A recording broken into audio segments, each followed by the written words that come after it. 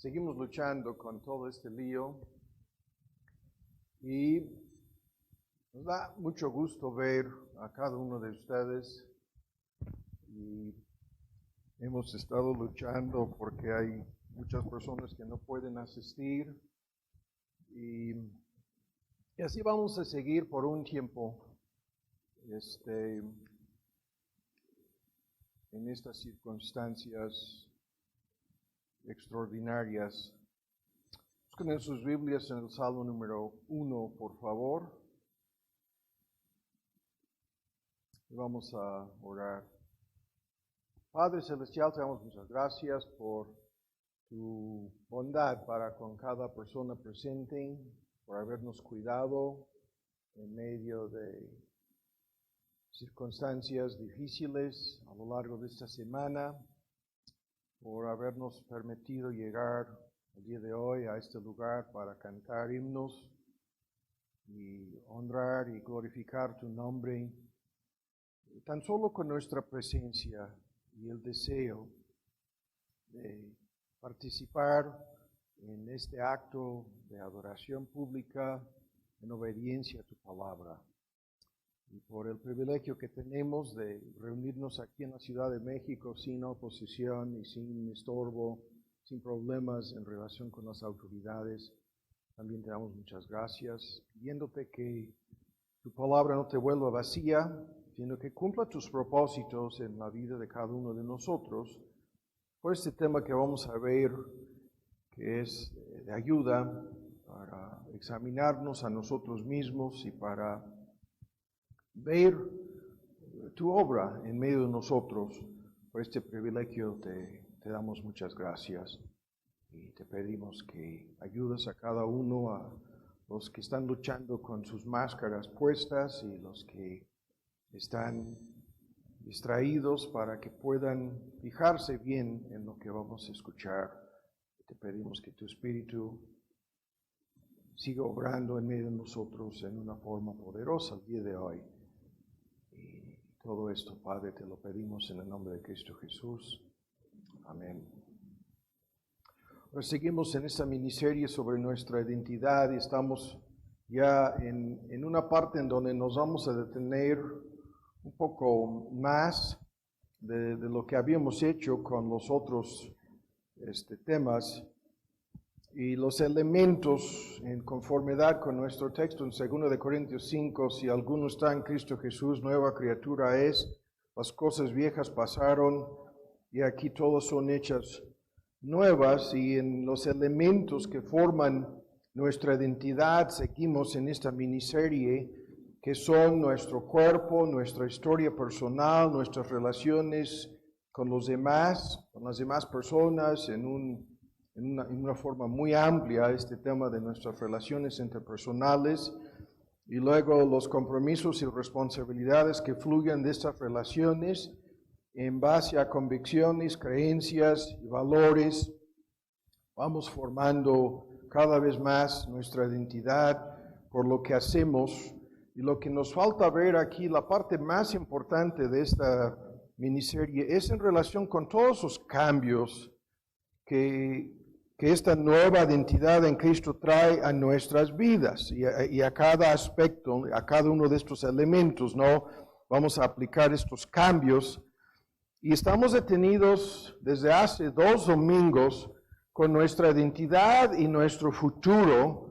Y lo que hemos estado haciendo hasta ahora es introducir conceptos que en nuestro estudio hace 15 días hablábamos del tema de nuestra felicidad y esperanza, y a estos temas volveremos.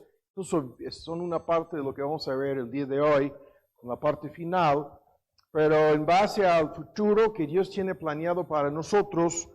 Como creyentes somos las únicas personas verdaderamente felices que viven en este mundo caído y las únicas personas que tienen verdadera esperanza en relación con el capítulo final, cómo terminarán las cosas, ¿no? Y en el caso de cada creyente, el día de su muerte será mejor que el día de su nacimiento. Y esto es la base de lo que vimos hace 15 días en forma de introducción el tema de optimista o pesimista respecto al futuro, al corto y al largo plazo. Y hace 8 días hicimos un paréntesis aquí en el Salmo 1. Este es el tema en el Salmo 1. Es tu identidad y tu futuro. Lo vamos a leer aquí en un momento. Pero hicimos un paréntesis para discutir en forma polémica por qué los inconversos no pueden deleitarse en Dios y en su ley. Lo vimos, ¿no? Porque han mal entendido todo el asunto, están en el camino de los malos y en el camino del pecado y se burlan de Dios y su palabra, creyendo que su ley, lo que este salmo destaca como la clave para nuestra felicidad presente y nuestra esperanza futura, esta ley la malinterpretan por completo, la consideran como algo en contra. ¿Se acuerdan ustedes del argumento? En contra de su libertad, en contra de su felicidad y en contra del concepto falso que manejan de la palabra amor. En contra de su amor incluso piensan que Dios y su ley está en contra de todo este paquete. Lo que vimos es lo contrario, ¿no? En una forma polémica. Ahora vamos a dar lectura al Salmo número 1 nuevamente. Bienaventurado. Y esta es la más importante palabra, feliz, dichoso, contento, gozoso. Es un tema que abarca todo lo que la salvación y una relación personal con Dios trae a la vida de cada creyente. Bienaventurado la persona, el varón. Esto es un modismo que quiere decir la persona X, no importa quién sea, y la descripción de esta persona que no anduvo en el consejo de los malos, ni estuvo en el camino de los pecadores, ni en la silla de los escarnecedores o burladores se ha sentado. Por lo contrario, todo lo contrario. En la ley de Jehová está su deleite, su delicia, su gozo y como la siguiente frase, su meditación. En esta ley medita de día y de noche. La palabra de Dios tiene autoridad, tiene lugar en su vida, tiene suma importancia de tal modo que la totalidad de su vida está centrada en relación con la ley, la palabra, la voluntad y los mandamientos de Dios. De día y de noche está al despertarse en la mañana y al acostarse en la noche. Su vida se vive en ese contexto de la ley de Dios, la palabra de Dios. Y luego lo que vamos a discutir el día de hoy, que eso es otro tema preliminar aquí en esta parte en donde estamos detenidos, será como árbol plantado junto a arroyos de aguas, que da su fruto a su tiempo. Su hoja no cae, se traduce no marchitarse, secarse, no cae su hoja. Y todo lo que hace prosperará. A esto llegaremos en parte el día de hoy a un concepto básico sobre esto. ¿Qué quiere decir esto? Todo lo que hace prosperará. Y en el versículo 4 se da la vuelta al tema, mas no es así con los malos, sino como, y se traduce tamo en la versión antigua, la palabra aquí la tengo en el 5º punto, paja, que arrebata el viento, son como la paja. Por lo tanto, no se levantarán los malos en el juicio. Esto es el futuro, hacia dónde van, en base a esta identidad, son tamo, vean, estos son los mismos argumentos aplicados a los no creyentes, y luego dice, ni los pecadores se levantarán, ni vean, en la congregación de los justos no se van a encontrar, no van a estar ahí, en la asamblea general de todos los escogidos de Dios, de todos los tiempos, congregados para formar lo que entendemos como la eclesía, la iglesia celestial, la glorificada y perfeccionada en el mundo de amor. En esa congregación no van a estar. Y luego termina con lo que ya sabemos. Jehová conoce el camino de los justos. Eso es el tema esto es nuestro tema, ¿no? Lo tiene planeado, predestinado, tu camino, tu vida, tu biografía, la fecha de tu nacimiento, la fecha de tu fallecimiento, de tu llegada al cielo. Jehová conoce, es el gran tema de conocer y ser conocidos por Dios, el camino de los justos, mas la senda de los malos, los malvados y la senda en la cual andan, todo el asunto es el colapso, el fin, la caída de la Babilonia de este mundo. Todo el tema es increíble, los temas que están aquí encapsulados en el primer salmo. La senda de los malos perecerá. Ahora, esto es nuestro tema y vamos a ir directamente al análisis, ¿no? Al bosquejo que nos toca discutir el día de hoy. Estoy quitando un poco más de lo que habría sido la primera introducción. Ahora vamos a la segunda introducción. Esta palabra bienaventurado la conocemos, la vimos hace poco en la lista de las bienaventuranzas.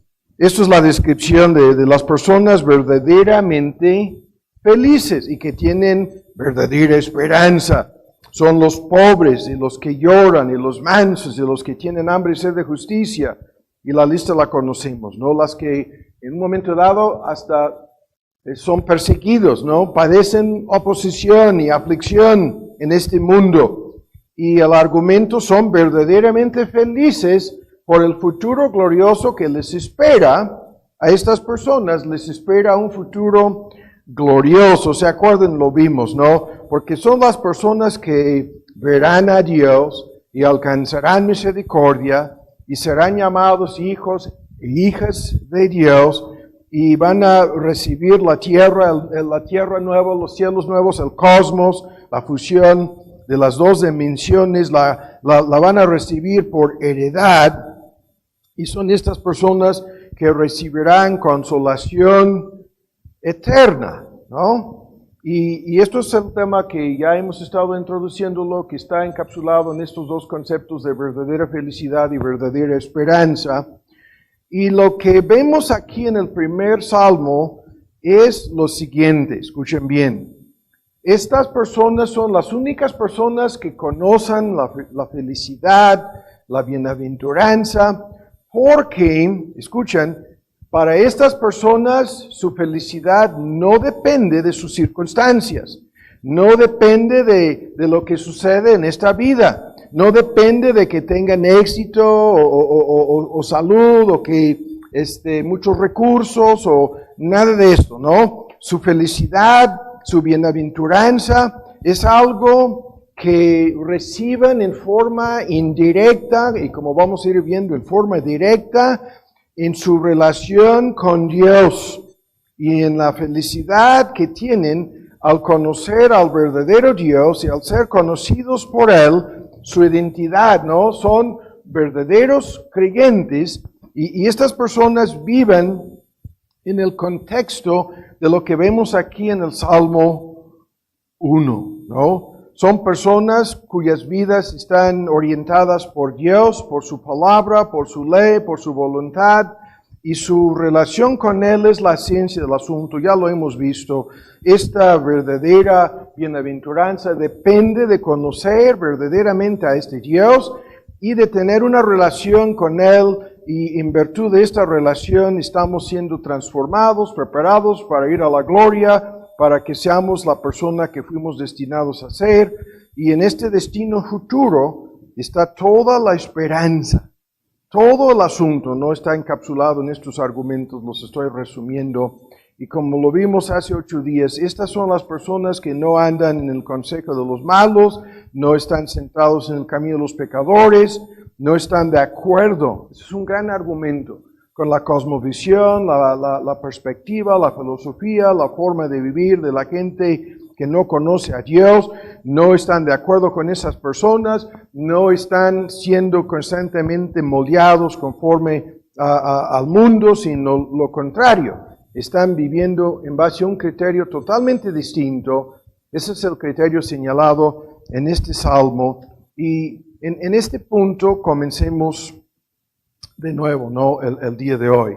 Estos creyentes se deleitan en Dios, en su palabra, lo sigo diciendo, y son las únicas personas que serán al corto y al largo plazo, no tan solo felices, sino como lo dice el Salmo en el versículo, la última frase del versículo 3, los únicos que serán a de veras prosperados.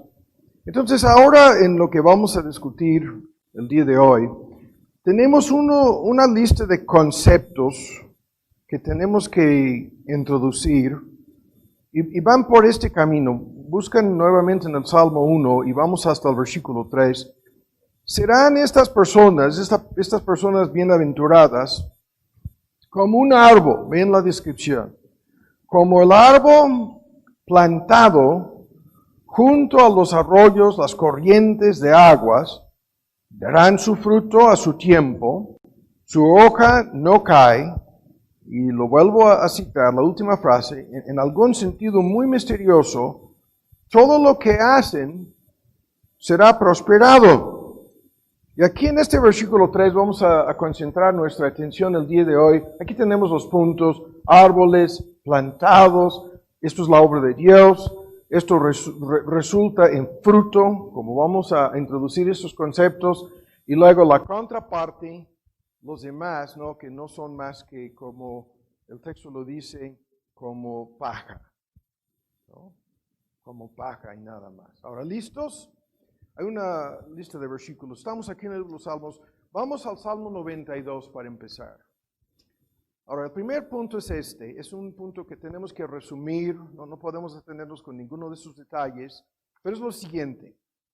En este Salmo tenemos el uso clásico de la ilustración que tenemos aquí, en donde los seres humanos son comparados con árboles.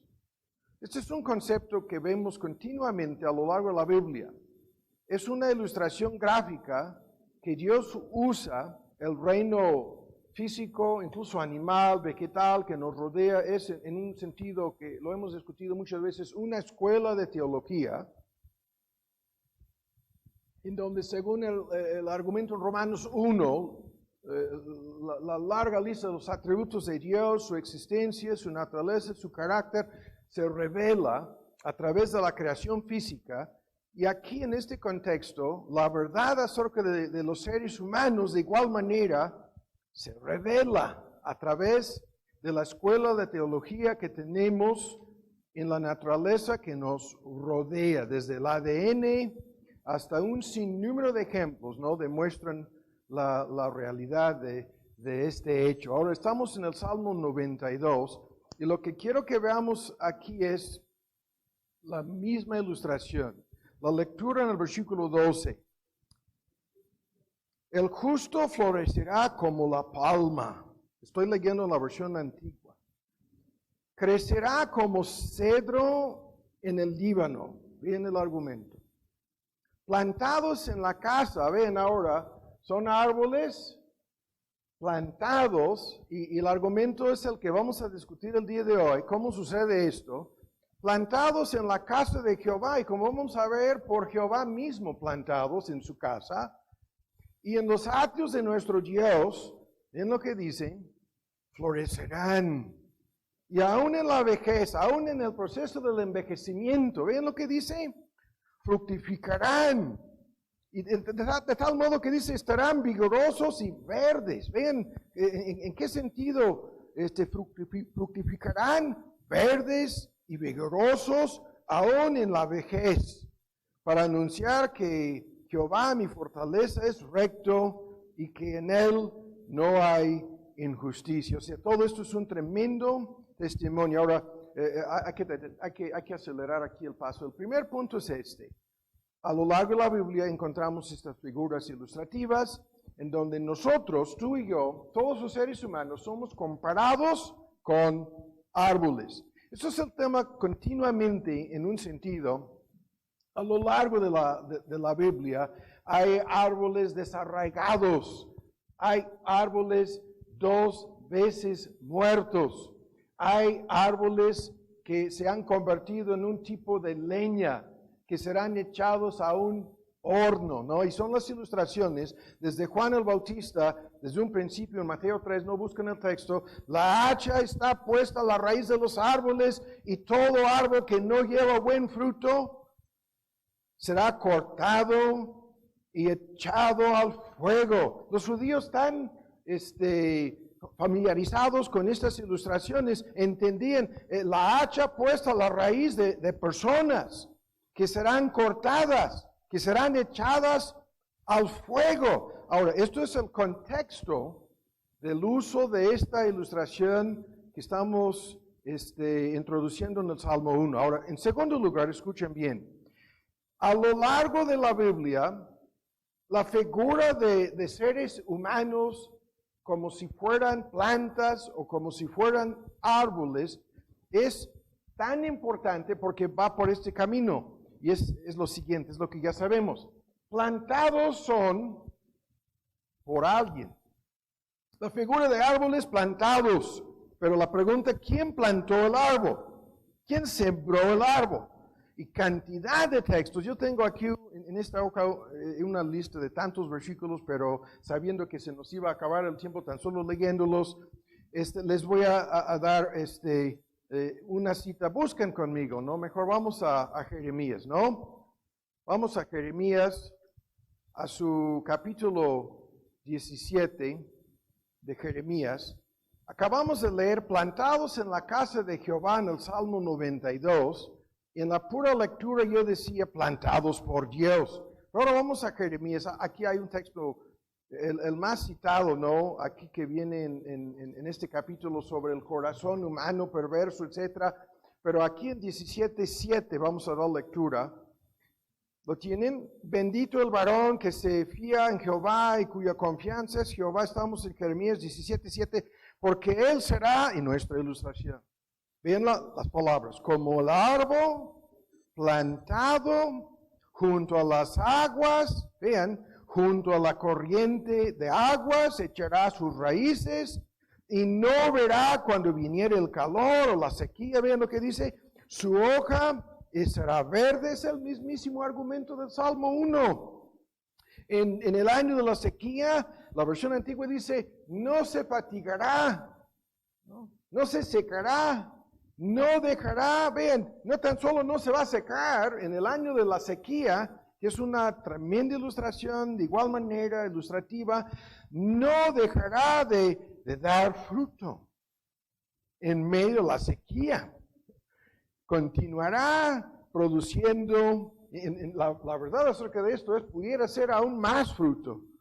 Ahora, el tercer punto, escuchen bien, es lo que estamos viendo aquí, y esto es por todas partes de la Biblia, es una tremenda ilustración, las aguas, junto a la corriente de aguas, dice el texto, ¿no? Y esto está por todos lados, es una tremenda ilustración, no tan solo el origen y la fuente de las aguas, ese es un gran tema, en donde Dios convierte la tierra seca en un río de agua. Es un gran argumento, en otros textos lo tenemos, pero aquí la idea es que estas personas son plantadas en el lugar apropiado. Es un gran argumento, lo tengo que resumir el día de hoy, en las circunstancias las más favorables, sembradas, plantadas por Dios, en el mejor lugar, en el lugar ideal, en las circunstancias las mejores circunstancias, ¿no? Y aquí podríamos detenernos muchísimo tiempo discutiéndolo, no lo vamos a hacer. Esta tremenda ilustración, la figura de aguas, ¿no? Incluso la Biblia termina con este lenguaje, ¿no? De que del trono de Dios fluye un río de agua viva, y la invitación, así termina el Apocalipsis,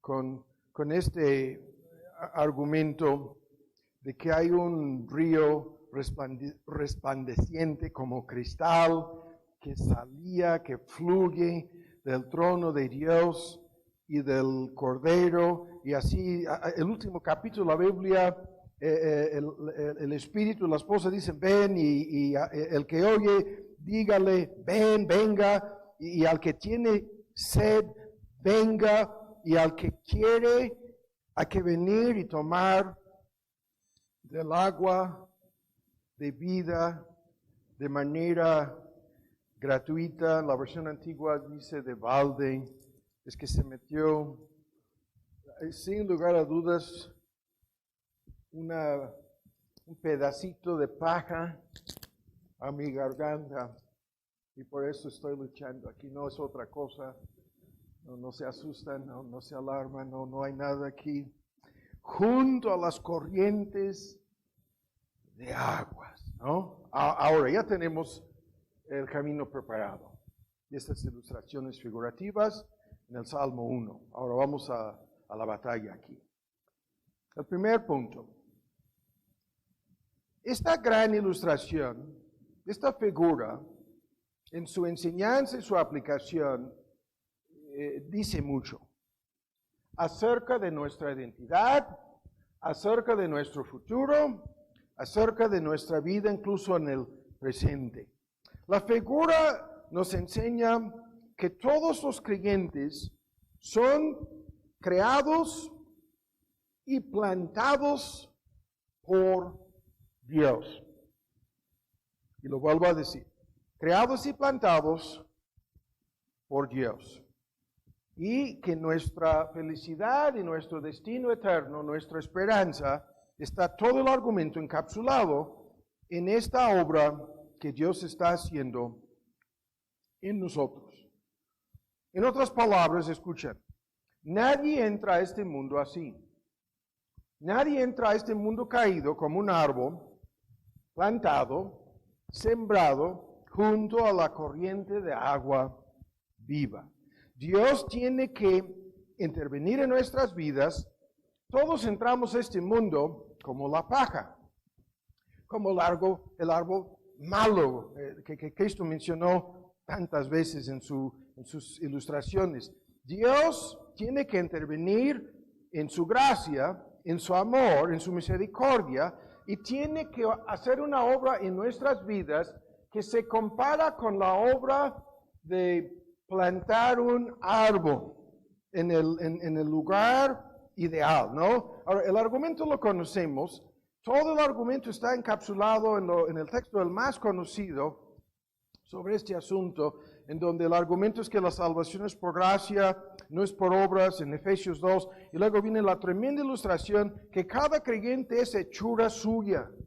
Es el mismísimo tema. Cada creyente es una creación suya. Cada creyente es una obra especial que Dios está realizando, que Dios ha tomado la iniciativa de obrar en nuestras vidas y convertirnos en estos árboles. Todos los llamados por mi nombre, para gloria mía los he creado, los formé, los hice, el argumento en Isaías. Y Cristo encapsuló todo el argumento que estamos viendo aquí en la siguiente fórmula tan conocida. ¿Se acuerdan ustedes de sus palabras? Escuchen. Todo árbol que no plantó mi Padre Celestial será desarraigada. Todo árbol no sembrado, no plantado por el Padre Celestial será arrancada, desarraigada. Y ahí comienza el argumento. Todos nosotros somos estos árboles. O hemos sido plantados por esta obra extraordinaria, milagrosa de Dios, o no. Y aquí comienzan muchos puntos, ¿no? Los voy a ir agregando al argumento. Hay multitudes de personas religiosas en todo el mundo. Nunca han entendido nada de esto. Multitudes de personas que creen que serán aceptadas por Dios en base a otra cosa que no sea esta obra de la gracia de Dios en sus vidas. Una cantidad de personas, la mayoría creen que por sus obras serán aceptadas, por sus esfuerzos, por algo bueno que haya en ellos, por algo que hayan, por lo menos tratado de lograr, que por algo que no sea esta obra de Dios, serán aceptadas por Dios muchísimas personas. Y que entrarán, o sea, su identidad es: yo soy una persona, yo no soy como un árbol, no, yo soy una persona que por mi propia voluntad y mis propios esfuerzos pretendo llegar al cielo. Y esto es la raíz de toda religión falsa en todo el mundo. Ahora, entre paréntesis, tengo este comentario, ¿no? Muchas personas que escuchan la predicación del Evangelio verdadero se asustan, por un lado. Por otro lado, muchas personas se quedan dudando. ¿Ustedes piensan que tan solo los de su grupo van al cielo? ¿Y ustedes creen que tan solo aquellos que creen igual como ustedes son salvos? ¿Y ustedes se atrevan en sus soberbias, lo que dicen, ¿no? A discutir el asunto y luego lo que sucede es y esto a todos nosotros nos ha sucedido en algún contexto lo que voy a ilustrar aquí. Se nos acercan personas y nos preguntan, ¿crees que tal grupo va al cielo? ¿Crees tú y la lista, ¿crees tú que los mormones, y comienzan con sectas, creen ustedes que los testigos, falsos testigos decimos, llegarán al cielo? Ni creen en el cielo los testigos, ni los mormones en realidad, pero eso es aparte. ¿Creen ustedes que los musulmanes llegarán al cielo? ¿Creen que los católicos van al cielo? Así se nos acercan y nos preguntan. Este es nuestro tema aquí. Ese es el tema en el Salmo 1. Ese es el tema de tu identidad y tu destino eterno.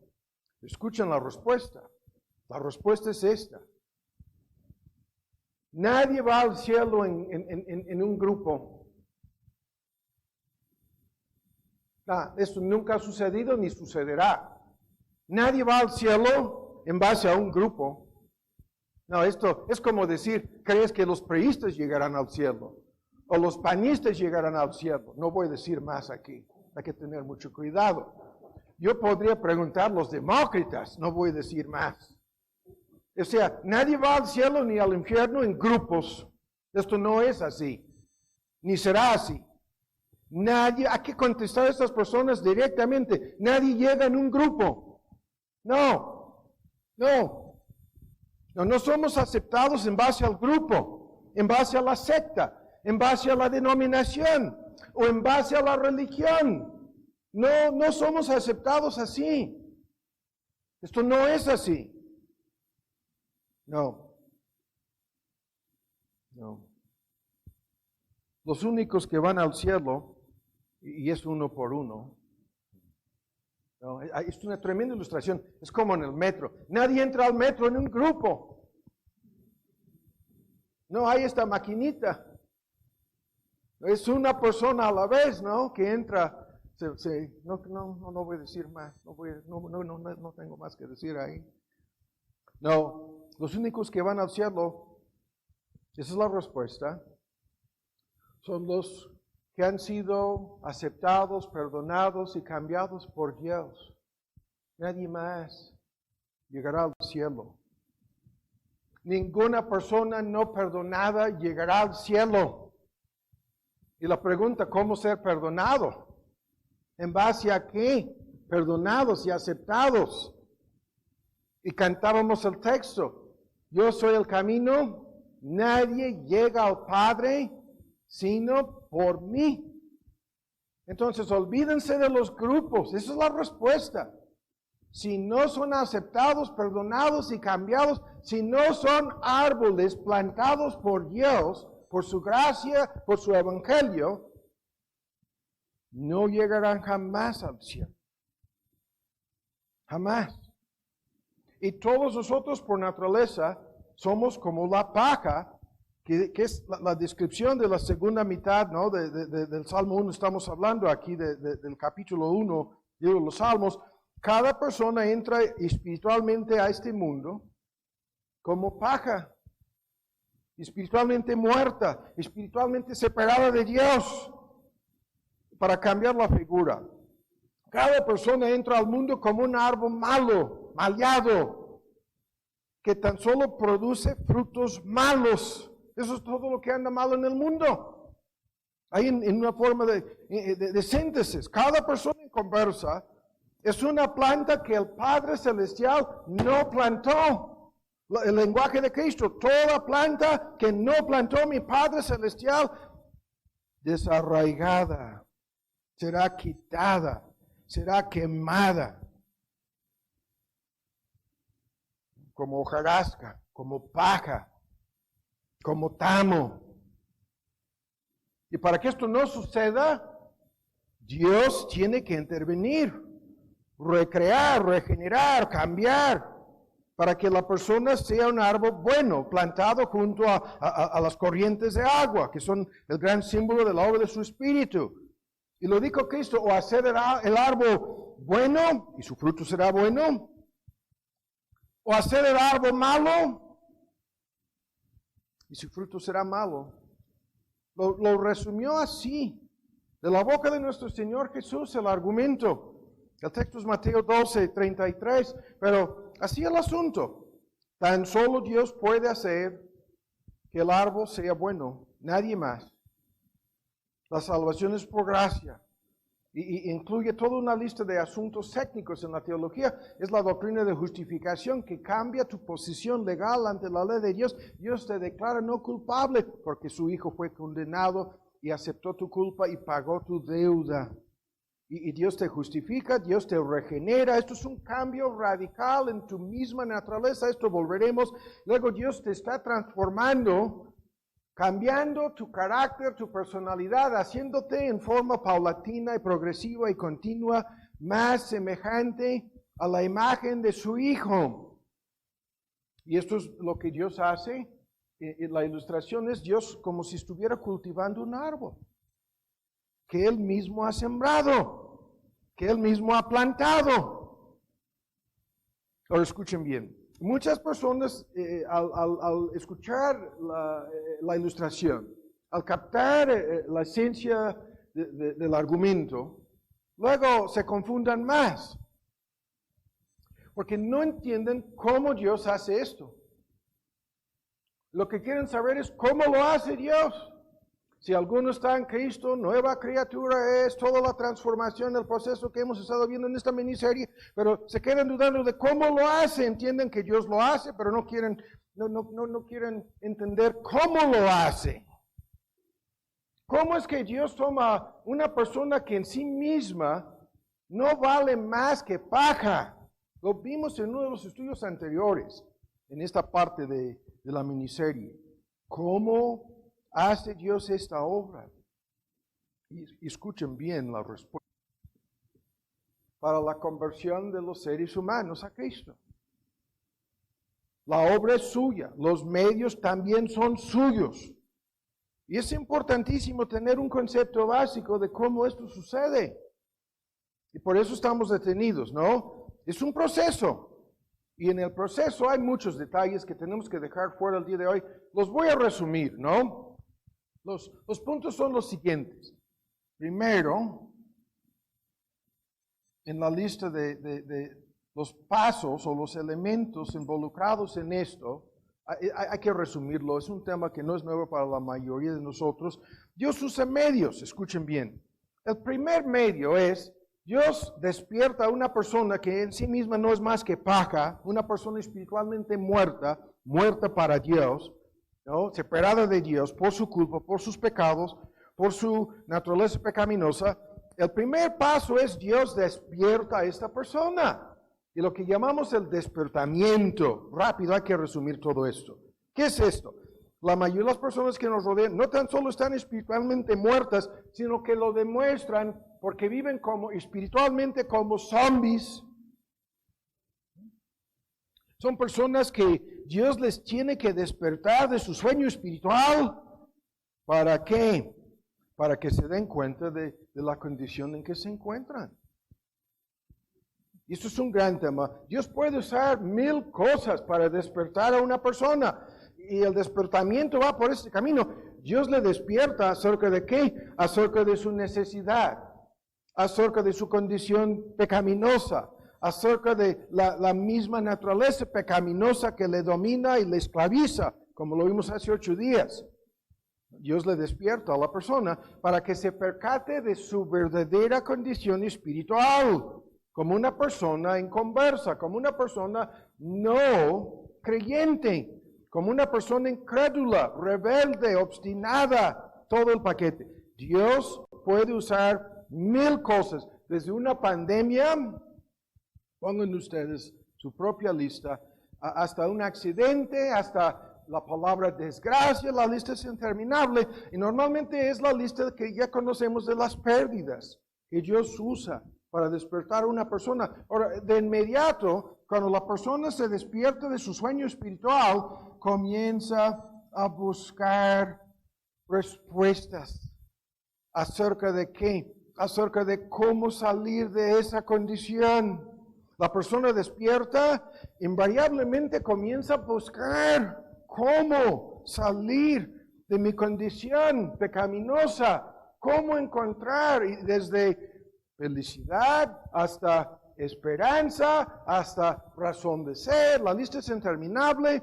Autorrealización, propósito para vivir. La lista es interminable. Comienza a buscar respuestas porque se percata al ser despierta ya, despertada por Dios, se da cuenta de que hay un gravísimo problema en el centro de su ser. De que hay un vacío. Y la lista de ejemplos. Y normalmente lo que sucede es que la mayoría de las personas buscan increíblemente, hay que apurarnos aquí, en todos los lugares equivocados andan buscando respuestas. Desde la ciencia, hasta las filosofías, hasta todas las sectas. El enemigo de sus almas envía a estos emisarios de las sectas, am I saying that right? Y a tocarles la puerta y ofrecerles respuestas falsas, ¿no? Y es increíble lo que sucede. Y algunos buscan por un tiempo en X secta y otros a otra secta van y así, tarde o temprano, si el despertamiento fue la obra de Dios, entran en contacto con el Evangelio.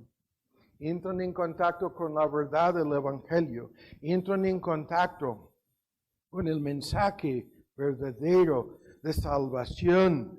Pero esto no resuelve el dilema, porque estamos detenidos explicando cómo Dios hace esta obra y lo hace usando medios. Y el tercer elemento, ¿no? en la lista de medios es, estas personas entran en una etapa de lo que llamamos convicción de pecado.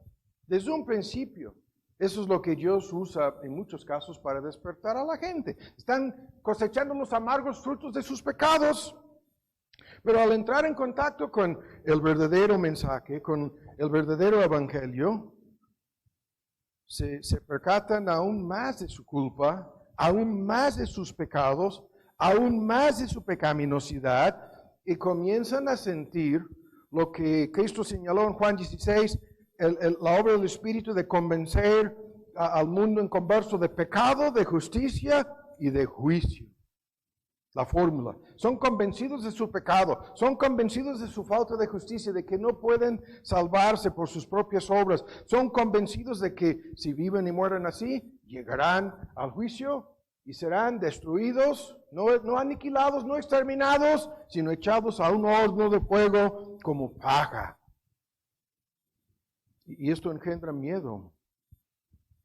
Se dan cuenta de que, caramba, si esto es así, jamás voy a ser feliz. Se me acabaron todas mis esperanzas de hacerme feliz en el pecado. Y esta convicción es un tema tremendo en donde va por diferentes caminos. Es convicción de pecados específicos y de aspectos pecaminosos de mi carácter que me inclinan a pecar en tal o cual forma, que me tiene esclavizado incluso. Y es convicción de lo que estamos diciendo, de la necesidad de ser cambiados, transformados, la necesidad de tener una relación correcta con Dios. Es un gran tema, lo tengo que dejar. Pero esto, muchísimas personas llegan a esta etapa y salen huyendo. Salen huyendo. Dicen, no, esto me siento mal y no me gusta y ya no quiero saber más, ¿no? En el progreso del peregrino, ahí van saliendo, tapando sus oídos y corriendo en dirección contraria del evangelista que les habló de esto. Salen huyendo. Son convencidos, convictos, pero nunca convertidos a Cristo.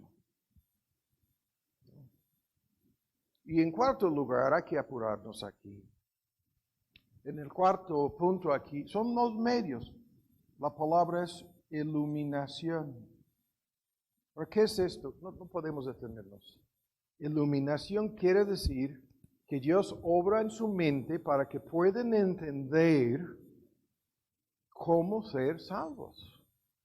Dios obra de tal modo que pueden comprender con su intelecto, con su mente, el cómo la obra de Cristo me puede salvar.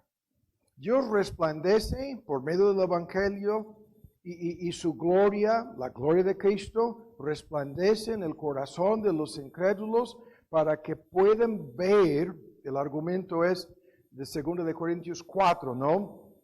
Que están espiritualmente ciegos y el diablo no quiere que vean la luz, pero en medio de estas tinieblas resplandece la luz en su corazón, dándoles iluminación. Esa es la palabra. Iluminación del conocimiento de la gloria de Dios en la persona, faz, persona y obra de Cristo. Y se percatan de que las promesas de salvación en base a la obra salvadora de Cristo son reales. Y Dios me puede perdonar, Dios me puede cambiar, Dios me puede salvar eternamente por medio de esta obra. Y muchísimas personas se quedan aquí, convictos, convencidos, incluso en gran medida ya iluminados, pero no son convertidos. No, ni aún así convertidos. No, porque hay un quinto punto aquí. En este quinto punto, escuchan, la quinta etapa en la lista de medios, Dios tiene que obrar arrepentimiento. Lo que lo anterior produce, número 3 y número 4, en la mayoría de las personas, es una lucha espantosa que no se acaba. Es una lucha espantosa porque saben que tienen que arrepentirse, dar la espalda a sus pecados, entregarse a Cristo, confiar y creer en Él. Pero no lo pueden hacer. Hay que entenderlo. No quieren hacerlo ni pueden hacerlo. Y hay una tremenda lucha, ¿no?, en el quinto punto y culminándose en el sexto, en donde hay más cosas aquí, pero hay que dejar esto. Dios obra en su corazón y les otorga la capacidad de arrepentirse, de dar la espalda al pecado. Es un cambio de mente, opinión acerca de uno mismo, acerca de mis pecados y acerca de Dios. Y la capacidad de creer, confiar y entregarme incondicionalmente a Cristo. El arrepentimiento y la fe son la obra de Dios. Es el árbol que ya fue arraigado y arrancado y ahora está nuevamente siendo sembrado, plantado por Dios, creado de nuevo, vivificado espiritualmente, etcétera, etcétera, etcétera. Y el punto es, Dios obra así. Ahora busquen en Mateo 13. Estamos detenidos aquí con la pregunta de cómo sucede esto. Todo el argumento está aquí, en una parábola la cual conocemos bien. Sobre esa parábola hemos hablado cantidad de veces. Es la mismísima ilustración. La ilustración es el campo, la siembra, la figura, ¿no?, de un sembrador que anda sembrando y la persona que quiere saber cómo Dios hace todo esto. Te va a despertar, tú vas a buscar, vas a caer bajo tremenda convicción, te va a iluminar. Él terminará en el sexto punto, acabando con la lucha, doblegándote. En el llamamiento eficaz, en donde el poder de Dios interviene para doblegar a la persona, ¿no? La persona es verdaderamente convertida, pero hay que entenderlo. Esto no sucede en un vacío, como lo sigo diciendo, sino que según esta parábola del sembrador, vean, vamos a dar lectura aquí rápido, no podemos detenernos más.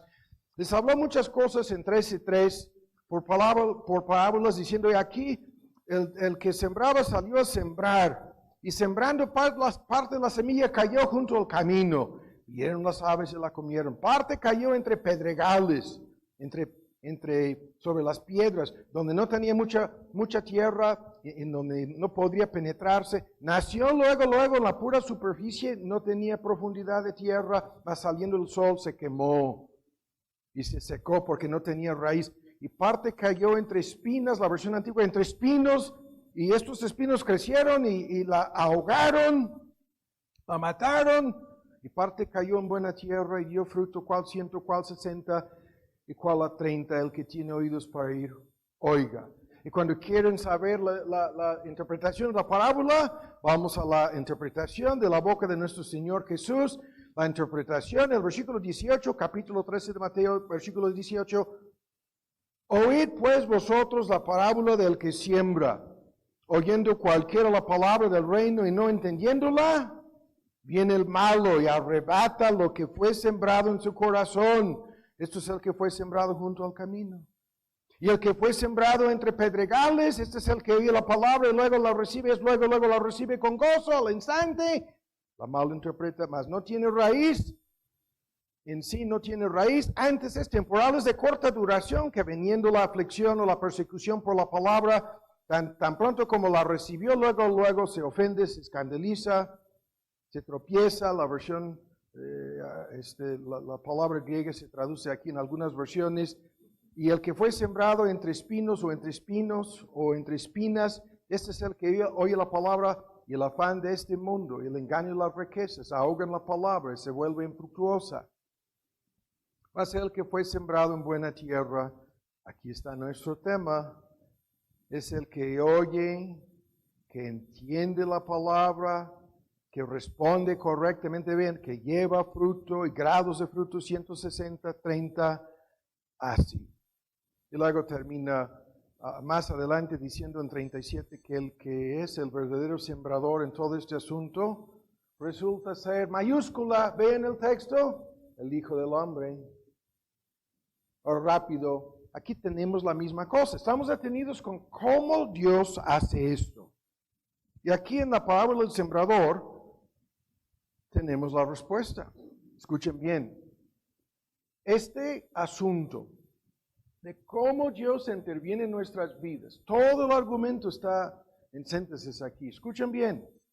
Dios se nos acerca a través de su palabra.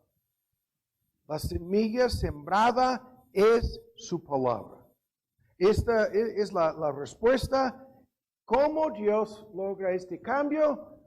Dios se nos acerca mediante su palabra enseñada, su palabra predicada. Esta palabra llega en la forma de un mensaje dirigido a tu corazón, a tu mente, ¿no? Dirigido directamente a cada quien. Y esta palabra, en la forma de una semilla, según la parábola, recibe distintas respuestas. Y la recepción de esta semilla, la palabra, depende, ¿se acuerdan?, de la condición de la tierra. Algunas personas son como la semilla sembrada sobre las piedrecitas. Otras personas son como la ilustración, la semilla sembrada entre los espinos.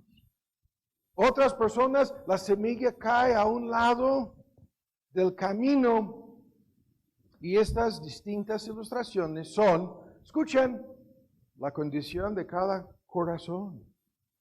La respuesta es distinta en conformidad con la condición del corazón que recibe la palabra. Y a grandes rasgos hay que decir lo siguiente.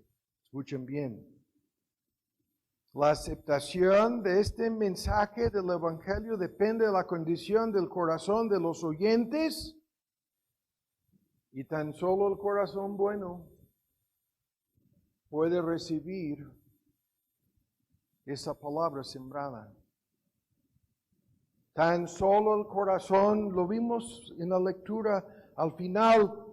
Este es el que en el 23, la palabra fue sembrada, la semilla fue sembrada en buena tierra, pero la tierra es su corazón. Es su corazón. Eso es lo que el versículo 19 dice. La palabra sembrada, ¿en dónde? En el centro de su ser. su mente, sus emociones, su voluntad. Y lo que ya entendemos es el mismísimo argumento. El corazón bueno es la obra de Dios. Es el corazón sensible, pero sensibilizado por Dios. Es el corazón moldeable, pero moldeable por la obra de Dios. Es el corazón, en ese corazón la obra del Espíritu Santo se hace evidente, realizando un cambio previo y simultáneamente con la obra de sembrar la palabra, el Espíritu está abriendo el corazón, está moldeando, está suavizando, está preparando el corazón. Y eso es la gracia de Dios. Es por eso la salvación es por gracia. Y a grandes rasgos hay que decir lo siguiente ahora, escucha. El corazón duro es el que la semilla cae a un lado en donde andan caminando y se va aplanando y endureciéndose la tierra. Eso es la mayoría de la gente que conocemos. La palabra rebota, ni puede penetrarse, no, ni puede hacer más que brincar como si echaras la semilla y brinca la semilla. El corazón duro, obstinado, rebelde, esclavizado por el pecado. Luego otras personas, el ejemplo lo conocemos, su corazón es tan superficial que tan pronto como escuchan, tan pronto dicen creer y tan pronto en su superficialidad, cuando vienen aflicciones o problemas, tan pronto como la recibieron, la rechazan. El corazón superficial y tercero, el corazón lleno de otras cosas, el corazón lleno de ídolos, el corazón lleno de lo que el texto dice, el corazón, ¿se acuerdan? En donde el afán de este mundo, la ansiedad, el engaño, las riquezas, todo lo que el mundo les ofrece, ahoga la palabra, se vuelve infructuosa. Entonces, es el mismísimo argumento, porque el único que puede cambiar el árbol es el único que puede cambiar el corazón. Es el único que puede preparar el corazón. Es el único que es el mismísimo Dios. Plantados por Dios. La obra es de Dios. La nueva identidad es obra suya, creación suya, hechura suya. Todo el argumento es el mismo argumento. Y esto quiere decir que, ¿por qué no se convierten tantas personas? Pueden ser despiertas, pueden buscar, pueden caer bajo profunda convicción, pueden ser iluminadas, pero llegando a la lucha, los espinos, llegando a la lucha, el corazón endurecido, llegando a la lucha, la superficialidad de la persona basta. ¿Para qué? Para que no se convierta a Cristo. Y a menos que haya un poder superior, a menos que haya un poder más fuerte que el poder de pecado en su vida, nadie se salvará, nadie se va a convertir a Cristo. Jamás. Y esto quiere decir, escuchen bien, que no es por medio de ritos, que no es por medio de ceremonias, menos el bautismo infantil, por favor, menos el bautismo por inmersión de adultos, menos por buenas obras, menos por experiencias místicas, por más emocionales, por más que fueran a sacudir o despertar a la persona. No. Nada de esto efectúa el cambio. No, esto es el verdadero milagro, lo sabemos. Y las personas que siguen preguntando, pero yo todavía no entiendo cómo esto sucede ahora. La tercera respuesta, escuchen bien, es la siguiente. Es la que esta parábola señala. La semilla sembrada, el instrumento usado para efectuar el milagro, es la palabra sembrada en su corazón. ¿Y cuántos versículos dicen esto? Y las personas que dicen, yo no entiendo por qué ustedes se dedican a esto, a exponer, a enseñar, a hablar de la palabra. Su método evangelístico es de sembrarla por lo siguiente, porque somos renacidos no de simiente corruptible, sino de incorruptible, por la palabra de verdad que vive y permanece para siempre. 1 de Pedro 1:23, la semilla es la palabra que obra el milagro del nacimiento nuevo, la criatura nueva. Él de su voluntad nos ha engendrado el nacimiento nuevo, engendrar por la palabra de verdad. Santiago 1:18, Cristo dijo a sus mismos discípulos, vosotros limpios sois limpios, perdonados, justificados, declarados libres de culpa por la palabra que os he hablado. De la misma boca de Cristo el argumento. Y luego en Juan 5:24, el que oye mi palabra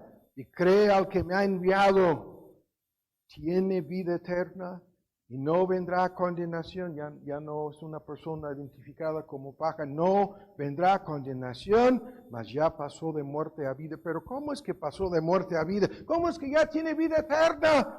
Porque oye y cree la palabra del Evangelio. Y así los textos, agradó a Dios por la locura de la predicación. Y no es el instrumento en sí, aunque hoy en día nos quieren decir que la predicación no es el método, están totalmente equivocados. Practicaban todo este lío de teatro, de circo, de pan y circo, de divertir a la gente, de distraer. Todo el paquete en el mundo greco-romano se burlaban de la predicación. Y con razón, 1 Corintios 1 dice, agradó a Dios salvar a los creyentes por la locura de la predicación. Es la proclamación pública, y no es el medio en sí, sino el mensaje proclamado. El medio para sembrar esa palabra es el evangelismo en cualquier forma, sea por folletos, sermones, audios, videos, pero lo que se está haciendo en todos los casos es la misma obra de predicar, de sembrar la palabra en el corazón. Y la palabra de la cruz es el poder de Dios para salvación, dice 1 Corintios 1. El poder de Dios acompaña, va a la mano, es el poder invisible, el oír. La fe viene por el oír.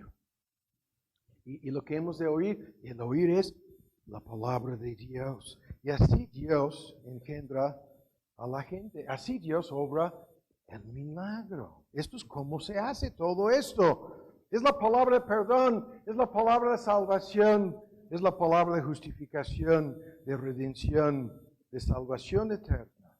Y el medio usado en todo el misterio aquí, es el poder invisible de Dios, obrando en el corazón. Ahora vean el mismísimo argumento. Estos argumentos están por todos lados. 1 Corintios 3 lo dice de una forma tan sencilla, pero lo que nos llama la atención es, cada vez es el mismo argumento, porque somos tan indispuestos a creerlo, a entenderlo. Ya lo tienen 1 Corintios 3. Vean lo que dice en el versículo 5. ¿Quién pues es Pablo? 3:5, 1 Corintios. ¿Quién es Pablo? ¿Qué es Apolos? Ministros por los cuales habéis creído. A través de estos instrumentos humanos, los miembros de la iglesia en Corinto llegaron a creer en Cristo.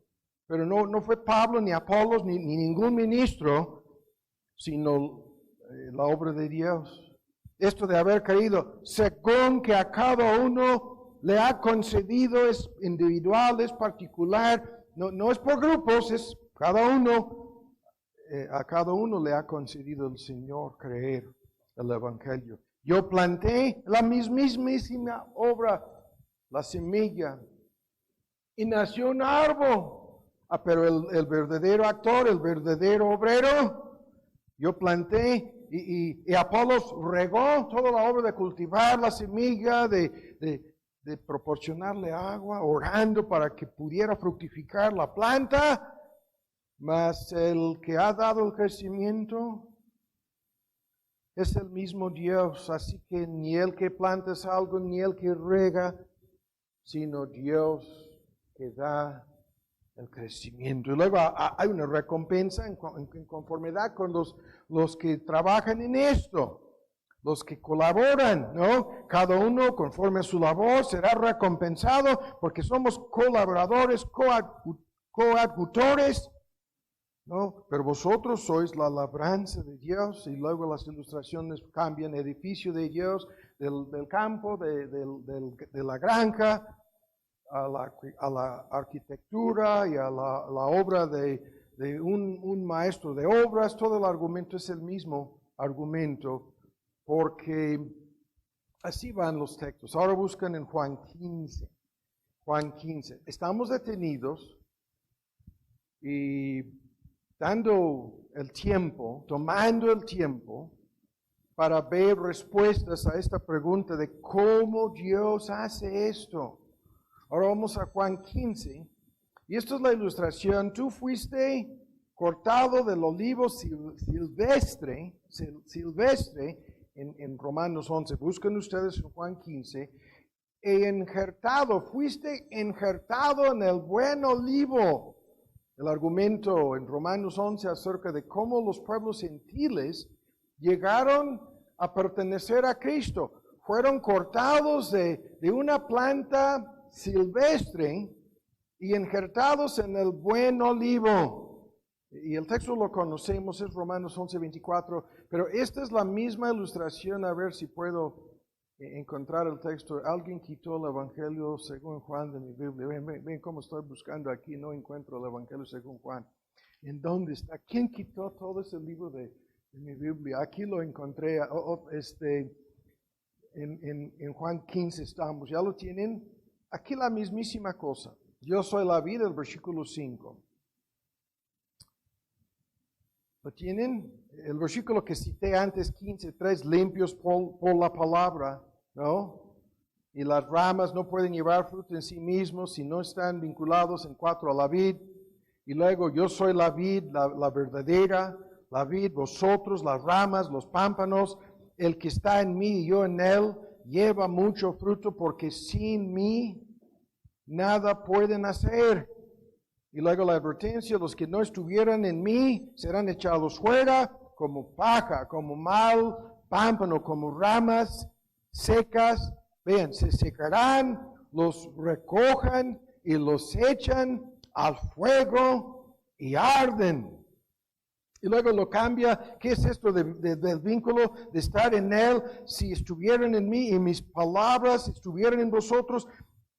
Es la misma palabra, y esa es la clave para la oración y para llevar fruto y para cumplir los propósitos de Dios en nuestra vida. El vínculo espiritual aquí, la vid verdadera es Cristo, el Padre es el labrador, trabajando en la viña, y nosotros somos las ramas y tenemos que ser injertadas. ¿Qué es esto? Esa es la gran doctrina de la unión espiritual con Cristo, que es la fuente de vida en todo el asunto.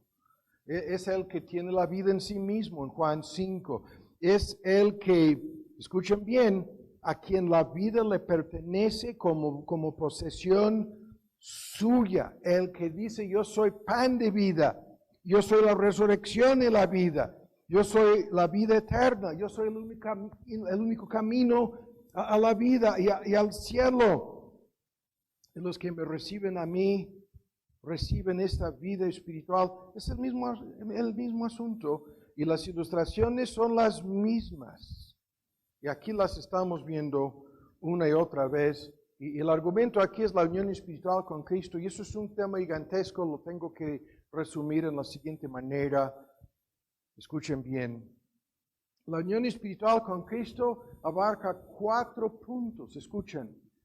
A grandes rasgos, los 4 puntos son: hay un plan y propósito de Dios, que Dios hizo desde la eternidad.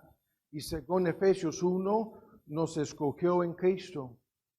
Nos unió con Cristo antes de la fundación del mundo. ¿Qué quiere decir esto? Que nadie es salvado por casualidad ni accidente, sino siempre es a propósito, en conformidad con su plan y propósito.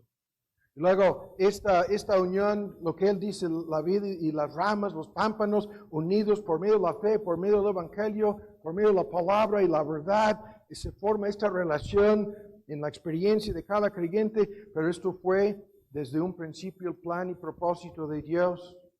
Desde un principio, desde antes de la fundación del mundo, los nombres fueron apuntados en el libro de vida del Cordero. Y luego en la historia, hace 2000 años, cuando Cristo murió en la cruz del Calvario, según Romanos 6 y otros textos, estábamos con Él, nuestro viejo hombre, nuestra vieja identidad, como árboles maleados, malvados, secos, como paja. Nuestra vieja identidad fue terminada, enterrada con Cristo en la tumba, y cuando Él resucitó de la muerte, nosotros fuimos resucitados con Él, incluidos en su plan, en su propósito. Nos buscó, murió por nosotros. La salvación es individual, es personal, como si tú fueras la única persona que Cristo viniera a salvar. En la historia de su obra salvadora estábamos todos los creyentes unidos con Él.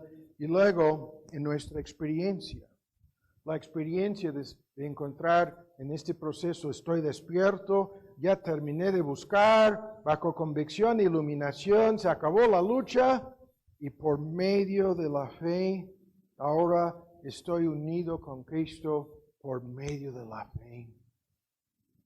Y así funciona esto. Ahora vuelvan al Salmo 3, o mejor dicho, al Salmo 1 y al versículo 3, en donde comenzamos, ¿no? Vuelven ahora a este texto. Y terminamos lo que debería de haber sido como 10 o 15 minutos para explicar lo anterior, pero fue media hora.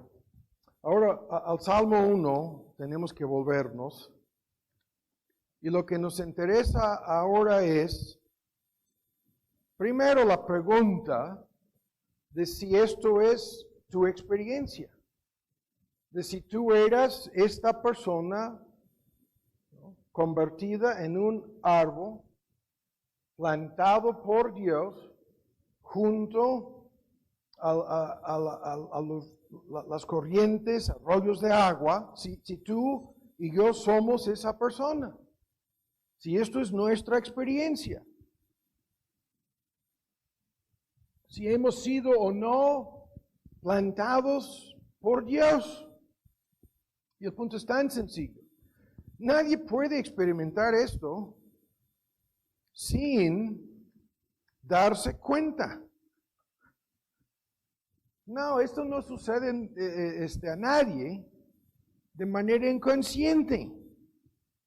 No. Estamos sin entender quizás muchas cosas que están pasando en el proceso culminándose en tu conversión. Estás consciente de que esto ya sucedió. Y en virtud de esto tienes la nueva identidad y un nuevo futuro. Pero ahora hay que detenernos un poco más aquí. Fíjense bien. El Salmo 1 dice, bueno, estos que son sembrados, plantados por Dios, los bienaventurados, los que son verdaderamente felices. El versículo 3 dice, ¿y cómo podemos saber que esto ha sucedido? Por lo anterior y ahora por esto, porque da fruto a su tiempo. Da fruto a su tiempo. Hay un gran argumento en Hebreos, lo mencionamos hace algunas semanas, de la tierra cae lluvia y hay algo sembrado ahí, y sale el agricultor a ver, el campesino a ver, y tan solo produce espinos y abrojos. Y termina, toma la decisión, determina que esta tierra es maldita, envenenada, y no hay que hacer más que quemarla. Lo vimos. Pero aquí es lo contrario. Estas son las personas que entran en contacto con el mensaje, pero no son verdaderamente convertidas.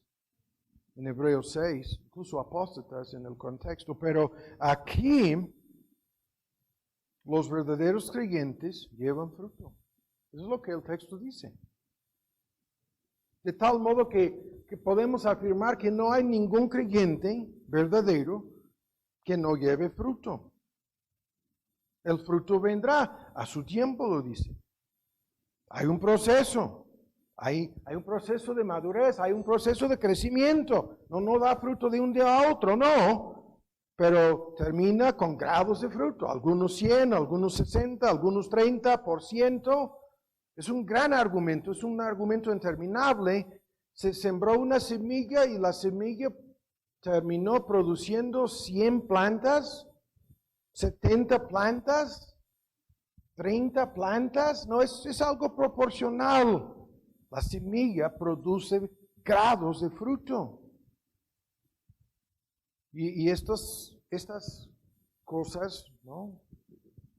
Lo que estamos detenidos aquí para decir, los frutos, ¿no? Que inevitablemente vendrán. ¿Cuáles son estos frutos? Desde un principio, los que son recreados son destinados a andar en buenas obras, según Efesios, ¿no? Hechura suya para andar en buenas obras, las cuales fueron incluso predestinadas por Dios. Eso es todo el paquete de tu identidad y tu futuro y lo que Dios tiene planeado para hacer con tu vida en el presente, en el mundo venidero. Y esto produce frutos, cambios reales en tu vida. Y aquí vamos a detenernos un poco más, ¿no? Y con esto se nos va a ir el tiempo el día de hoy, ya lo estoy viendo. Yo vengo planeado con el plan cada domingo de detenernos en algún momento. Si fuera necesario, ya veo que no lo vamos a tener que hacer aquí. Escuchen bien. ¿Cuáles son estos frutos? ¿Cuáles son? Y aquí, en este argumento hay muchas cosas. Hay el fruto del Espíritu Santo. A esto volveremos en otros estudios, incluso sobre los cambios. Amor, gozo y paz. En cuanto a uno mismo, es un gran tema. Amor, gozo y paz en nuestra relación con Dios y nosotros mismos. Es un gran tema. En cuanto a los demás, tolerancia, benignidad y bondad. En cuanto a los demás. Y luego, volviendo a uno mismo, fidelidad, mansedumbre y dominio propio. Estos son los frutos en Gálatas 5 que forman un contraste con los frutos del árbol maleado, los frutos de la carne, del pecado. Es un gran contraste y comparación al cual llegaremos próximamente. Pero estos frutos se manifiestan en distintas maneras. Y aquí estamos detenidos y estoy viendo qué es lo que vamos a ver. Muchos piensan de inmediato en frutos evangelísticos. ¿Qué es esto? Tu testimonio. Miran a lo que te ha pasado y no lo pueden entender y tu vida misma se convierte en un testimonio evangelístico para los demás. Otros se fijan en lo que llamamos el fruto en cuanto a la mayordomía. ¿Qué quiere decir esto?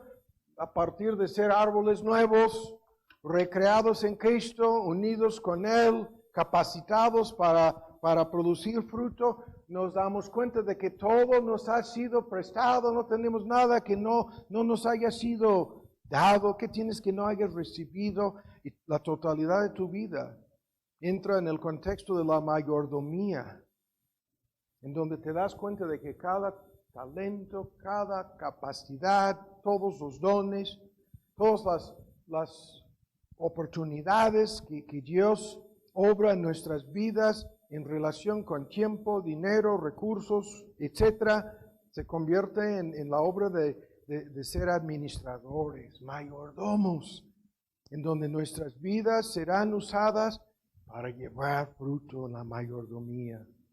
Y luego lo que es el tema de esta miniserie, y a la cual vamos a meternos más profundamente, llegando al tema de los cambios, escuchan, la transformación de tu persona, de tu personalidad, para que tú seas cada vez más la persona que fuiste destinado a ser, semejante en algunos aspectos a tu Señor, semejantes a Cristo, en la transformación de tu misma personalidad. Cuán grande es el fruto, cuán grande, ¿no? El milagro. Y esto de ser el milagro, en vez de ver, de ser el gran milagro en la transformación de tu personalidad. Yo me acuerdo de hace unos años, no había visto a mi hermano, era mínimo de 15 años, asistió, yo estaba predicando en Denver, me di cuenta de que estaba sentado ahí atrás. Yo seguía con mi sermón y terminó el sermón y se me acercó mi hermano de sangre. mi hermano menor, el que peleó con la familia, se distanció, se alejó de nosotros por un mínimo de 15 años. Se me acercó después de haber escuchado la predicación en inglés y estaba llorando. Se me acercó así, nos abrazamos y yo le decía, Robert, I'm not the same person that you knew all those years ago. Ya no soy la persona que conocías desde hace tantos años.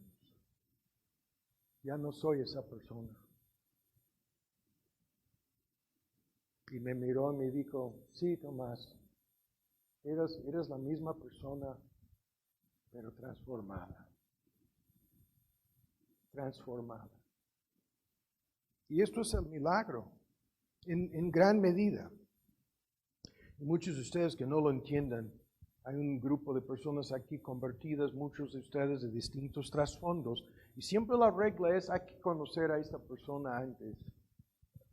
Hay que saber la verdad acerca de esta persona como el árbol maleado antes de su conversión, para comenzar a ver algo en principio de este punto, la transformación de la personalidad, para que seamos la persona que Dios nos predestinó a ser.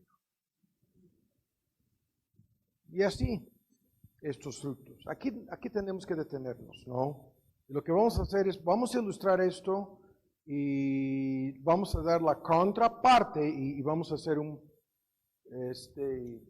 paréntesis para terminar el día de hoy. Escuchen bien.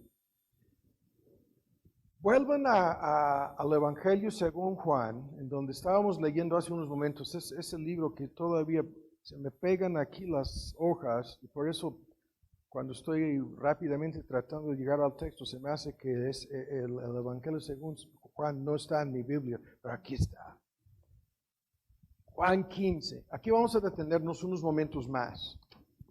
Ahora, ustedes pueden ver lo siguiente en lo que hemos visto hasta ahora, que hemos tomado el tiempo para detenernos en la secuencia de eventos acerca de tu identidad y tu futuro, y estamos tratando de entender cómo vendrán en nuestras vidas cantidad de cambios en relación con nuestra identidad. Es del futuro al presente. ¿Se acuerdan que Dios obra del futuro destinado para nosotros, que Dios obra en el presente, transformando nuestras vidas? Y lo que vamos a ver aquí es algo muy sencillo. Estoy quitando aquí un punto que no vamos a poder ver el día de hoy. Y con esto vamos a encaminarnos a concluir. Rápido, hay que ver esto. En Juan 15, ya lo tienen otra vez. Yo soy la vida, el versículo 5. Vosotros las ramas, los pámpanos. El que está en mí y yo en él, la unión espiritual con Cristo, que por medio del plan de Dios y la obra de Cristo en la historia a favor de nosotros, en nuestra experiencia por medio de la fe, confiamos y nos entregamos a Él, y esta unión espiritual con Él se vuelve una realidad en nuestras vidas. Y el texto dice que el que está en mí y yo en él lleva, vean, y hay un gran argumento aquí que veremos en un futuro sobre fruto y grados de fruto y mucho fruto. Y aquí la fórmula es mucho fruto. Y luego, porque sin mí nada pueden hacer. Sin mí nada pueden hacer. ¿Por qué es esto? Este tema lo conocemos de igual manera, pero hay que detenernos un poquito aquí. Este texto es uno de los más citados. Sin Cristo nada de lo anterior. Nada. Sin Cristo nadie puede ser aceptado por Dios. Sin Cristo nadie puede ser perdonado. Nadie puede ser justificado. Nadie puede ser regenerado. Nadie puede ser cambiado. Sin Cristo nada. Baja, sin Cristo. ¿No? Sin Cristo nadie puede vivir una vida útil. Sin Cristo nada de fruto, sin Cristo nada de servicio, sin Cristo, ¿no?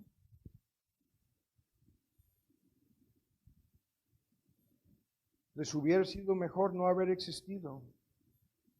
Entonces, ven el argumento. Primero, nadie puede, sin la obra salvadora de Cristo, sin la fe en Cristo, hacer algo con su vida. Nadie puede llevar ningún fruto. Dice aquí mucho. Frutos de justicia, frutos que glorifican a Dios, frutos que agradan a Dios, amor para con Dios y para con el prójimo, en síntesis. Nadie puede amar a Dios ni al prójimo sin Cristo. Nadie puede hacer nada que tenga un valor real. Y esa es la tragedia a la cual vamos a llegar aquí terminando en unos momentos. La tragedia de vivir una vida en vano. Nadie puede hacer cosa alguna aceptable a Dios sin Cristo. Nada. Nada que tenga verdaderamente importancia. Nada de valor eterno. Ningún propósito real se lleva a cabo en la vida de estas personas. Sus vidas son una pérdida total. No hay nada de valor verdadero en la vida de una persona. Es la palabra paja, la cascarilla, o sea, lo que se queda ahí con una persona. Las palabras aquí son muy importantes. Hay un proceso de apartar el grano de la paja. Y lo que queda es la pura cubierta, la cascarilla, cáscara, un pedacito como paja o tamo. Y lo avientan al aire. Y así son estas personas separadas de Cristo. Eso es lo que el Salmo 1 dice. Su vida habrá sido en vano. La esencia misma de la vanidad y de toda vanidad ilusoria. Sus vidas son estériles, secas. Vean, triviales, pequeñas, insignificantes. Sus mejores propósitos en vano. Sus metas, sus esfuerzos para lograr algo en este mundo. Todo como la neblina, no, como la paja. Como una pérdida de tiempo. Habrán construido sobre la arena, lo sabemos. Sin cimientos, sin fundamentos, sin nada real. Y todo será llevado por los vientos y las lluvias y las tormentas de este mundo. Es tan solo cuestión de tiempo. ¿Cuántas de estas, si son 60,000, algunos dicen 80 o la cifra real 90, 100,000 muertos en un par de cuántos meses, 2 o 3, en realidad de esos 4 o 5 se ha concentrado así un número espantoso de muertos. ¿Cuántas de estas personas arrebatadas como paja? ¿Cuántas de estas personas no cumplieron ningún propósito real? El propósito por el cual fueron puestos aquí en la tierra no se cumplió. Es como si hubieran estado ocupados todo el tiempo en nada, todo el tiempo desperdiciado, todo el tiempo ocioso, todo el tiempo desocupado. Eso es lo que Dios dice en una serie de parábolas, la de Mateo 20, todo el tiempo desocupado, hasta la última hora, nada. Sin Cristo nada. Nada.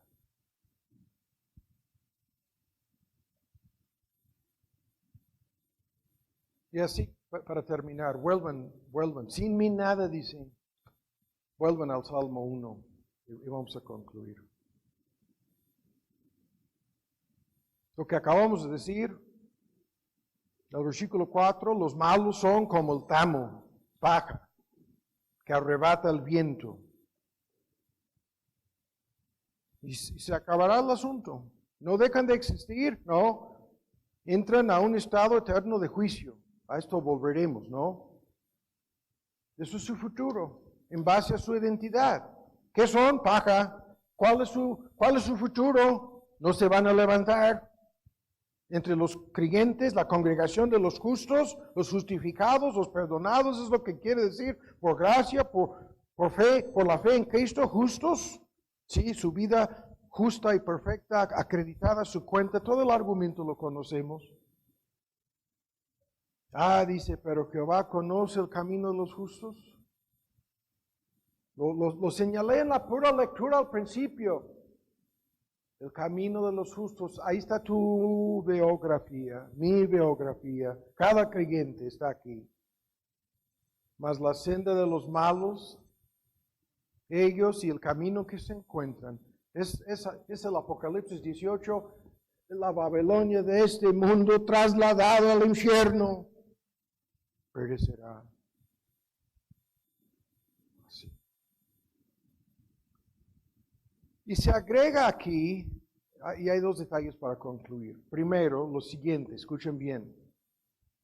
En el versículo 3 dice, no, estos no tan solo llevan fruto, sino que su hoja no cae. ¿Qué es esto? Su hoja no cae, no se secan, no los recojan, no los echan al fuego, al horno de fuego, no son quemados, no. Las hojas de este árbol ni siquiera se marchitan, no se secan. El árbol mismo será preservado, no será desarraigado, no, nunca.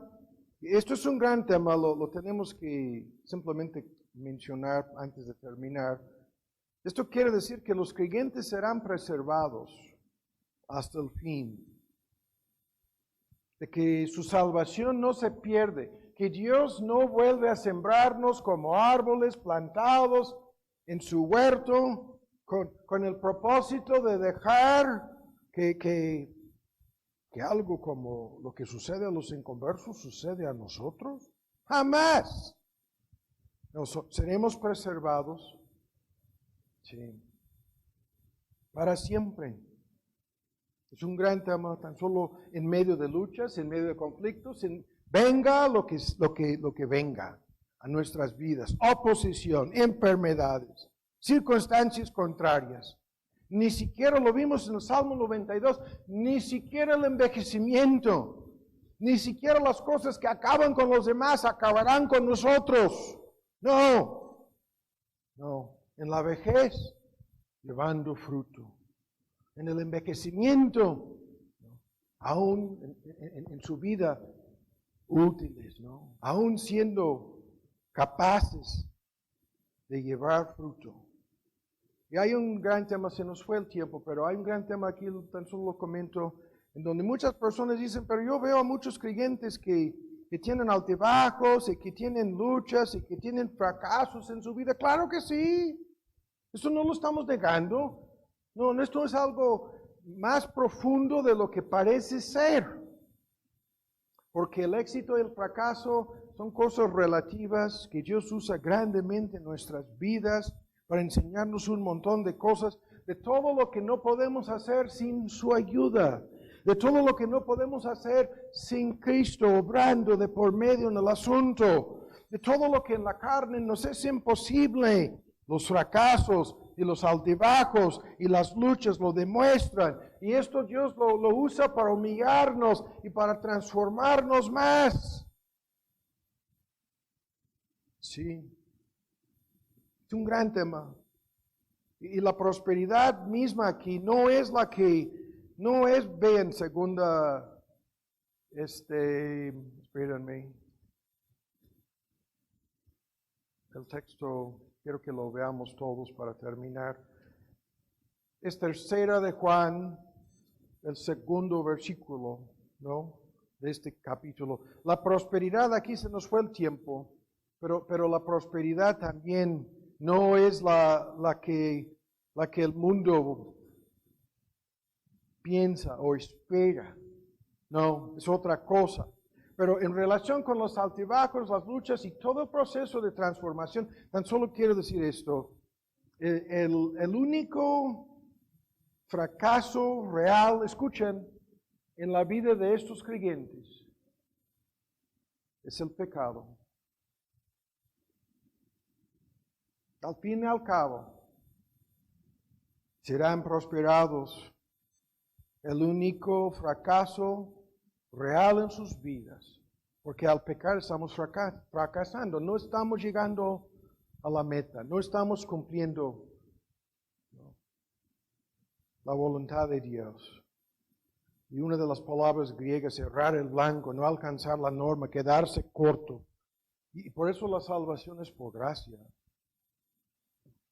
El pecado es el único fracaso real en la vida de los creyentes.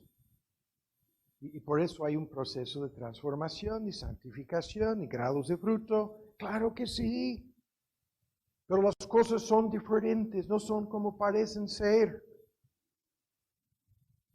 Y ahora en la tercera epístola de Juan, la verdadera prosperidad. Como se nos fue el tiempo, estoy adelantando los argumentos para concluir. Vean, esto de todo lo que hacen prosperará, dice, ¿no? El Salmo 1.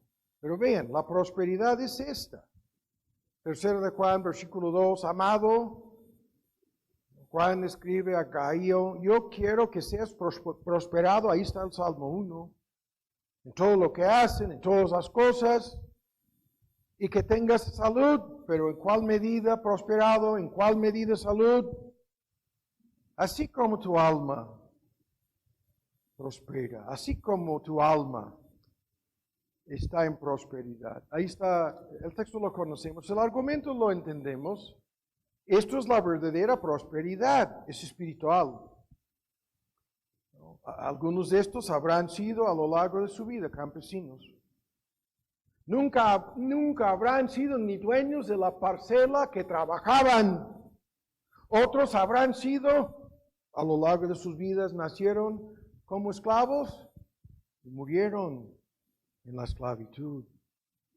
No, la prosperidad aquí no es socioeconómica, no. Algunos de estos habrán luchado con debilidades, aguijones en su carne, luchas continuas con su propia salud física.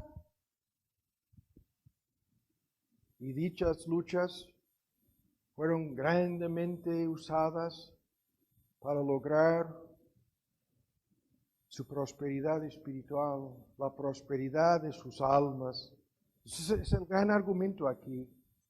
Estas personas serán prosperadas espiritualmente en todo lo que sucede en sus vidas, porque el futuro al cual van, ¿no?, es lo que determina lo que les va a suceder en el presente. Y el texto tan conocido, lo tengo que citar, lo que es al presente momentáneo, lo que es al presente leve, lo que es al presente nuestra tribulación momentánea. Nos está obrando un sobremanera alto y eterno peso de gloria. Y mirando hacia atrás, veremos cómo todo el asunto fue prosperado porque nos estaba preparando para este sobremanera alto, sobremanera peso de gloria. Y así el asunto. Entonces, ya, el último punto es este. La maravilla de esta realidad. La maravilla de esto. Con esto termino. ¿Cuán maravilloso es esto? ¿Cuán felices hemos de ser? Tan solo al saberlo. ¿Cuán bienaventurados somos nosotros, los creyentes? Porque Dios nos pone en este mundo, nos proporciona la oportunidad, vean las palabras, de serle fieles. No en una forma perfecta, pero en principio, fructíferos incluso. Nos proporciona la oportunidad de hacer algo real, algo de suma importancia con nuestra pequeña vida. Y todo el asunto resulta ser para tu beneficio, para nuestro beneficio. Bienaventurados, dice el salmista, estas personas. Verdaderamente felices son. Porque Dios les proporciona a estas personas la oportunidad, escuchen, de hacer algo real con sus vidas. Y no es porque a Él le hace falta tu ayuda, mi ayuda, nuestra ayuda. No, ¿cómo que estos grupos cada domingo, a Dios le hace falta, no? Algunos de los que se han ido de aquí quejándose de que yo estoy aquí para hacer algo maravilloso, ustedes no me dejan. No, estaban promoviéndose a sí mismas estas personas, incluso llenas de sí mismas, y nos vimos obligados a frenarlos, porque no nos hacían falta. Menos a Dios. No, a Dios no le hace falta tu ayuda, mi ayuda, no. Menos es esto de que me lo vas a pagar, me vas a devolver algo de lo que he invertido en tu vida, plantándote, me lo tienes que devolver, me lo debes. No hay ningún cambalache aquí. No, nada por el estilo, en lo absoluto, nada. No es porque Cristo te hizo el favor de perdonarte y ahora, no, la única deuda que le debes a tu Señor es una deuda de amor y gratitud y felicidad, nada más. Nada más. Y aún más. Le debes la gratitud y el amor por haberte dado la oportunidad de servir, de llevar fruto. No sé si me explico. No estamos hablando de un reembolso aquí. No hay nada de, ahora me vas a recompensar y reembolsar por mi inversión. No, tampoco. Estamos hablando del privilegio. ¿Cuán maravilloso es esto? El privilegio. La oportunidad de hacer algo con tu vida. El privilegio que tienes todos los días de servir. Y el beneficiado eres tú.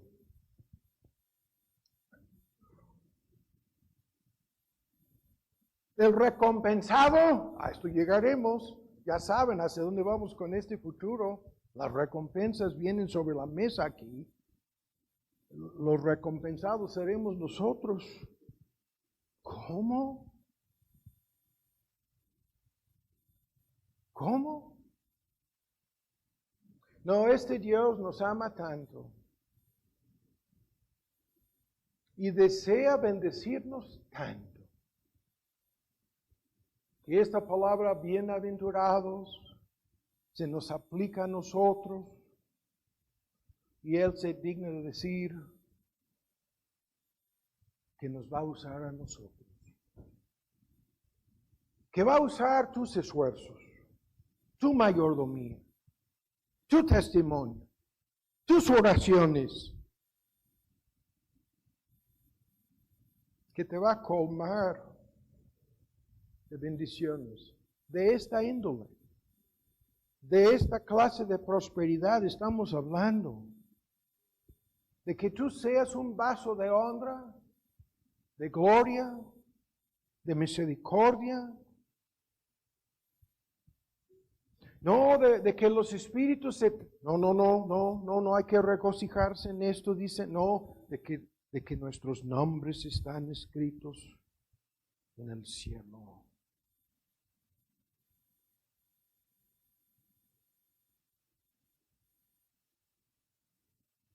Y en síntesis, este Dios dice, sí, tú eres un árbol y vas a llevar fruto, pero el fruto mismo, ¿acaso a Dios le hace falta tu fruto? No. Es de sumo gozo este asunto. El gozo de ser en algún sentido, tus oraciones y nada más, usadas para alcanzar a otras personas. El privilegio de ser un instrumento no es más que en el anonimato, no es más que el muchacho con sus panes y peces. Algún día vamos a entrevistar a ese joven, tú y yo. El hecho de saber que este Dios no simplemente quiere cambiar tu identidad, no simplemente te quiere garantizar un futuro lleno de esperanza. Dios está usando en alguna medida tu vida para cambiar al mundo. Para cambiar al mundo.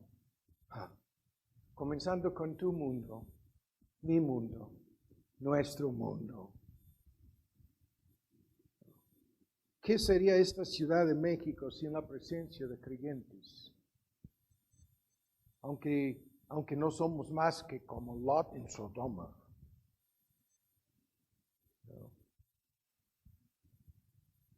Somos instrumentos de gracia común, de gracia salvadora incluso.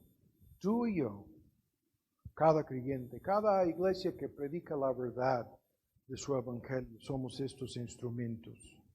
En donde este Dios se digna de involucrarnos en su obra, la única obra que importa.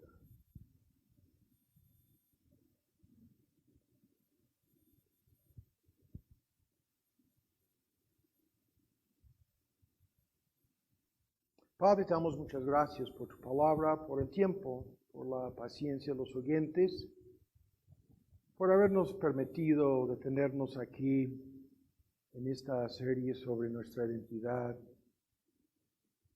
Y te pedimos que nos ayudes a irnos llenos de gozo, cada creyente feliz, sabiendo que en tantas formas, aún por nuestra presencia en la congregación, apoyando de cualquier forma, orando, contribuyendo, somos los privilegiados, los bienaventurados. Por este privilegio, infinitas gracias. Porque nos encontraste como olivos silvestres, árboles muertos, y nos volviste a sembrar en el huerto de tu gracia, en el jardín de Getsemaní, en donde nuestro Señor oraba por nosotros y se entregó, diciendo que tu voluntad fuese hecha en el Calvario, en donde nos salvó y nos garantizó todo esto. Por los que no te conocen, te pedimos para que puedan tomar la palabra sembrada en su corazón y obedecerla, arrepintiéndose, entregándose a este Señor entendiendo que si no lo hacen, su vida de paja está destinada a ser quemada en el horno en donde el fuego nunca se apagará y el gusano de ellos no morirá para siempre. Por estas personas te pedimos para que sean, por la obra de tu gracia, nuevamente plantados.